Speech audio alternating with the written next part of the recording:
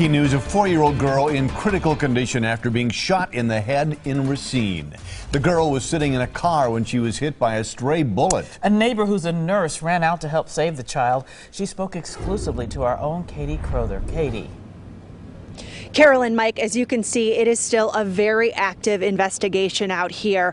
The woman who ran to help, as you said, is a former nurse. She didn't want to be shown on camera because whoever fired the gun is still out here at large, and that makes her very nervous. She's very shaken up over what she saw today. Inside that SUV is where a 4-year-old girl was shot. Police blocked off the vehicle and marked the spots on the ground where they found bullet casings.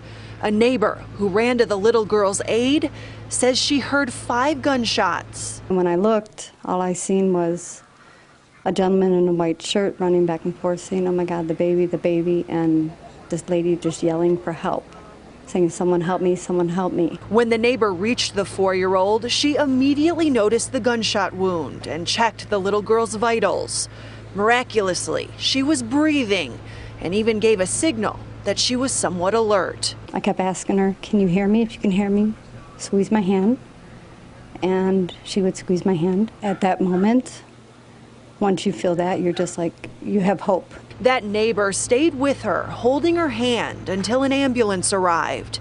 Racine police are now on a mission to find the person who pulled the trigger. These are some of the absolute most difficult calls for officers to respond on. You could hear it, of course, in their voices over the air when they responded, and it's very troubling for us.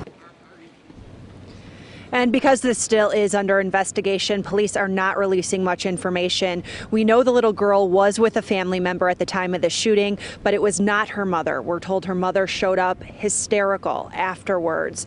Now, neighbors don't think whoever fired the gun was in a car. They believe whoever fired was actually on foot because some neighbors heard a group of men scuffle and run through an alley nearby. Of course, we will bring you all updates as we know them. Everyone's thoughts and prayers tonight are with that 4-year-old girl who's in critical condition. Reporting live in Racine, Katie Crowther, today's TMJ4. Yeah, just so sad. Thank you very much, Katie.